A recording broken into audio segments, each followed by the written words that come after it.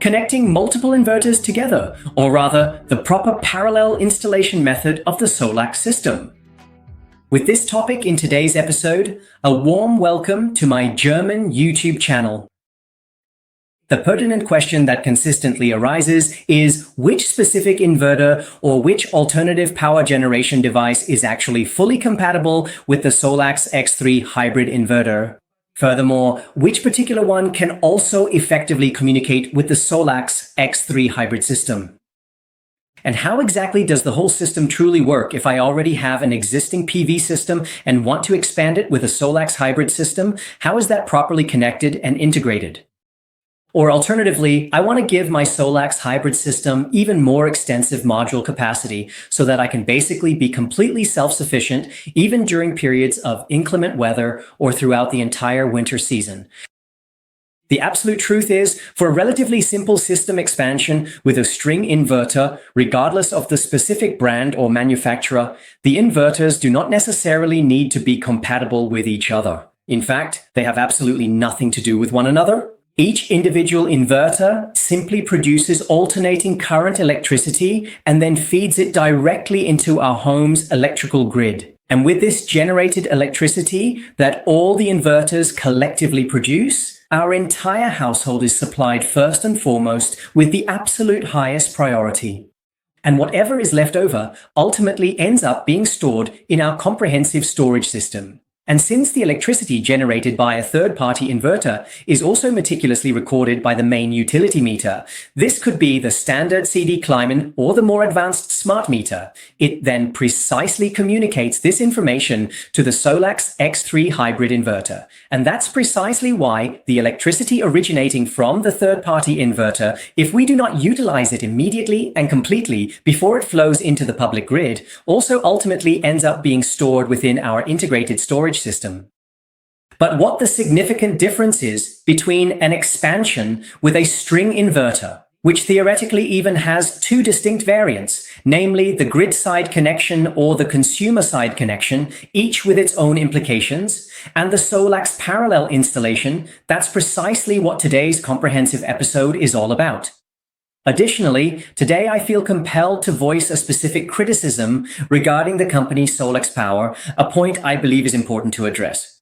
Unfortunately, there is still an important document available on the official website that served as my primary knowledge base for the comprehensive installation of specific SolaX string inverters in combination with the X3G4.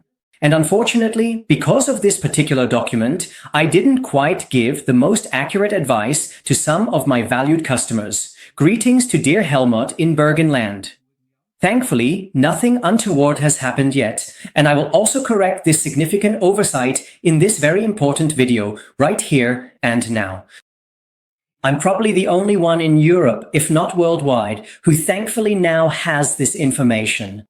It concerns the microgrid function, which is already fully integrated into some of the SolaX string inverters. I will thoroughly explain this particular function, what its primary purpose is, and what practical applications you can achieve with it. But primarily, I will address what, according to the currently still existing documentation on the official SolaX website, you actually cannot do with it.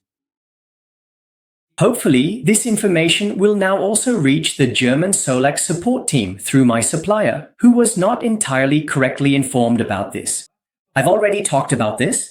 The esteemed ladies and gentlemen from SolaX China have already apologized for this not entirely correct information and assured me that the relevant documents will be updated immediately. But more on that later in the video. I think you all agree, it's about to get even more exciting. So stay tuned until the end, and if you haven't already, give this video a like and share it with your friends. That helps me and in turn the community. And if you haven't done so yet, don't forget to subscribe to the channel and activate the bell. I'm Alex. Let's get started.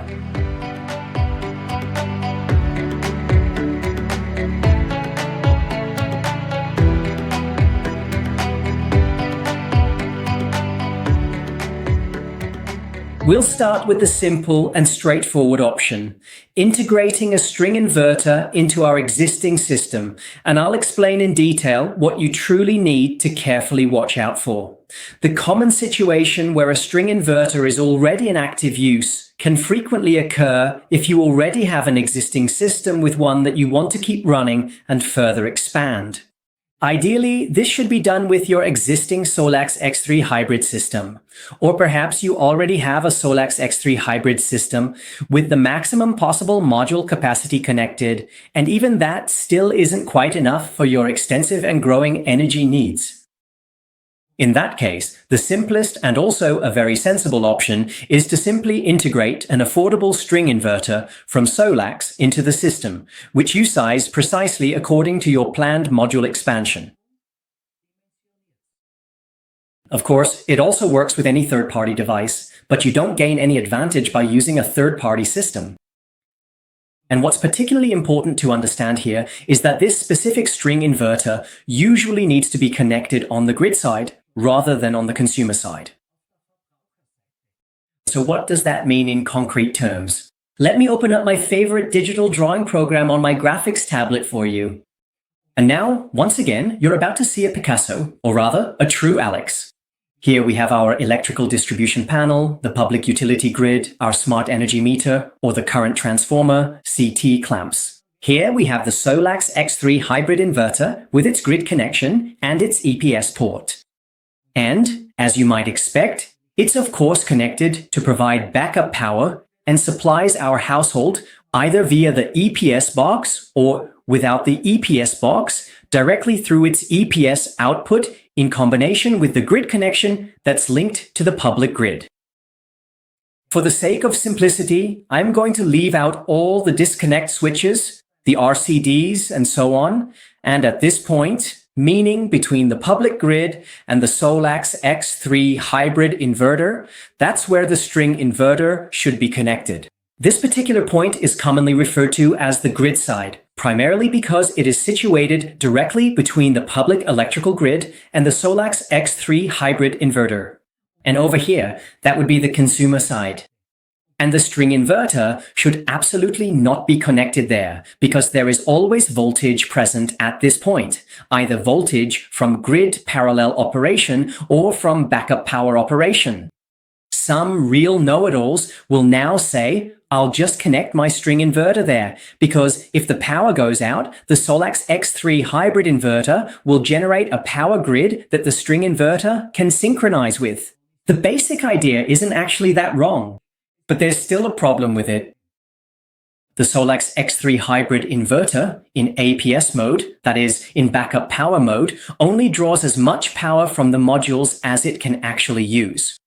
This means that even if the sun is brightly shining, it only pulls as many electrical amps from the solar modules as are truly needed to adequately supply the entire household, plus whatever additional power can be efficiently fed into the battery at the precisely set charging power. This is primarily because, in APS mode, the public electrical grid is completely disconnected, and the generated electricity simply has to go somewhere. And since it can only flow into the household's electrical system or the connected batteries, it doesn't draw more from the modules than you actually have available capacity for. But the string inverter, unfortunately, isn't specifically designed to effectively throttle down. It always operates at the maximum power point.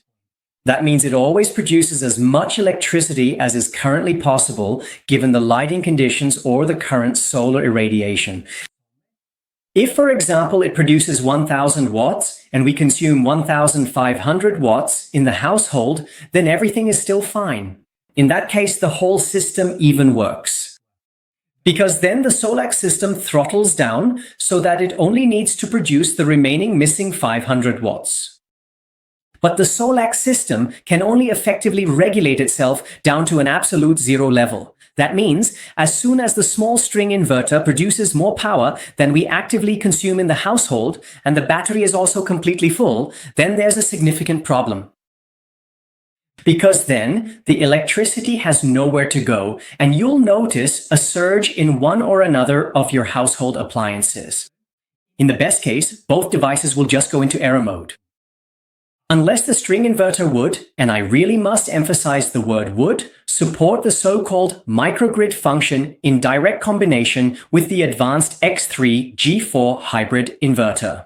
There is, in fact, a readily available document within SolaX's comprehensive knowledge base where this particular and important function is thoroughly described. Microgrid is a function that is already integrated into certain SolaX string inverters, specifically the ability to regulate their output precisely according to demand. Then, theoretically, you could certainly do it that way. But you also have to keep in mind that normally you can only feed the power from the string inverter into the grid when using an EPS box, because only then is there a direct connection to the public grid. If you have meticulously connected everything without the EPS box, meaning you are effectively looping the primary grid power through the inverter, and the string inverter is precisely connected on the consumer side, you absolutely cannot feed the generated power from the string inverter into the main grid, because the grid and APS connections are inherently not bidirectional in this configuration. They only work in one direction. And that one singular direction is from the public electrical grid into the inverter, then out again via the EPS connection and onto the consumers. It doesn't work in the other direction. I hope everyone understood that as well. So, to summarize once again, with any string inverter, you can support your hybrid system in normal operation. That is, when the public grid is available, both in supplying power to the household and in charging the batteries. And if you so desire, you can also prominently display any string inverter or another power meter, regardless of the specific brand, within the SolaX Cloud application by utilizing a smart meter that operates on a completely different communication channel than channel 1. How all of this works is explained in a previous video, which covers the smart meter on channel 2. As always, the link can be found below in the video description. But in the unfortunate event of a power outage, this particular string inverter is usually not included or fully operational unless it specifically supports the microgrid function in direct combination with the X3 G4 hybrid and is properly connected or meticulously configured on the consumer side, which is indeed possible in this specific case. I recently recommended this very solution to dear Helmut as well, but then I promptly called my esteemed colleagues in China to inquire which string inverters actually already fully support this essential function, since we haven't dealt with the string inverters as intensively as we have with all the various hybrids. In response, I was told, or rather informed via WeChat, that even though this option is presented on the SolaX website, and this is the criticism, I should forget about the microgrid function with the X3G4. There can be significant problems with it. It will only work properly in the future with a brand new SolaX X3 Ultra, which I will introduce to you very soon. So, dear friends in China, please kindly remove this important document from your website or simply correct it by clearly listing the specific devices that can be effectively used for this particular function. Thank you so very much. I also highly recommend this type of installation on the consumer side in the future, once it works properly and reliably. But really only to system operators who are familiar with their system and know how to handle it, especially when it comes to the settings. And then there's what I would call the high-end version, namely the so-called SolaX Parallel Installation. And this is the specific version that was actually used in my personal system expansion, the SolaX Parallel Installation. With this particular setup, you have 2 or even more SolaX X3 Hybrid inverters running simultaneously and efficiently, providing robust power management. It's actually possible to seamlessly connect up to 10 individual devices, which in this specific case are linked together in parallel, utilizing the SolaX EPS parallel box, and are truly able to communicate with each other effectively. You can even install up to 2 hybrids in parallel without any EPS box at all. With more than that, it also works, but only in theory. However, at least in Austria, this is not permitted. Parallel installation? What does that actually mean in practice? In terms of functionality, it means that all hybrid inverters connected in parallel work together as if they were a single unit that's X times larger. You only need to configure all the settings on one device, the one defined as the master. That device takes the lead and tells all the others, which are then referred to as slaves, what they need to do. And now, many of you might be wondering, well, what exactly is the difference in terms of function or everyday use between the SolaX Parallel Installation and the setup where I just have one hybrid inverter and one or a few string inverters? One key difference is that, for example, you can connect, or even have to connect, many more storage modules. That's because a parallel installation only works or is only truly possible if the exact same type and the precise same number of storage modules are properly connected to each individual SolaX X3 Hybrid inverter. It doesn't effectively work to operate two independent hybrid systems, each with their own batteries, in one setup if those two systems don't communicate with each other through the parallel installation. They would actually interfere with each other when charging or discharging their batteries because both would receive the same information from the CTs or the smart meter. And both would want to do the same thing based on that information. That means they would slow each other down. That's why they need to communicate with each other and coordinate, for example, if the smart meter indicates that 5,000 watts are flowing into the grid. Who, out of the whole group, will feed how much of those 5,000 watts into their connected batteries? If they didn't communicate with each other, each one would try to get 5,000 watts of electrical power into their batteries, because each one independently receives the crucial information that there is a 5 kW surplus. Alternatively, you have a feed-in limitation. You are only allowed to feed in 15 kW, but you have inverters with a total output of 60 kW ready to go. In that case, everyone together needs the information when these 15 kW are exceeded so that they can all reduce output accordingly. But the most important point is when the power goes out. Because then the electrical power only comes from the EPS output of the inverter, and the electricity coming from the EPS output when the inverter is operating in off-grid mode cannot synchronize with an existing power grid. It doesn't need to, because this particular mode is only active when the public grid isn't available anyway and is also physically separated by the grid disconnection. If two or more independent, non-communicating hybrid inverters were running at the same time, we would have a bunch of unsynchronized phases in our home network. That means there would be 400 volts or even more on each phase. Everyone can imagine what would happen to our electrical devices then. But thanks to the parallel installation and communication via the CAN bus system, this particular problem is completely solved. And that's precisely why all hybrid inverters supply the required household electrical power on all three phases 100% synchronously, even in EPS mode.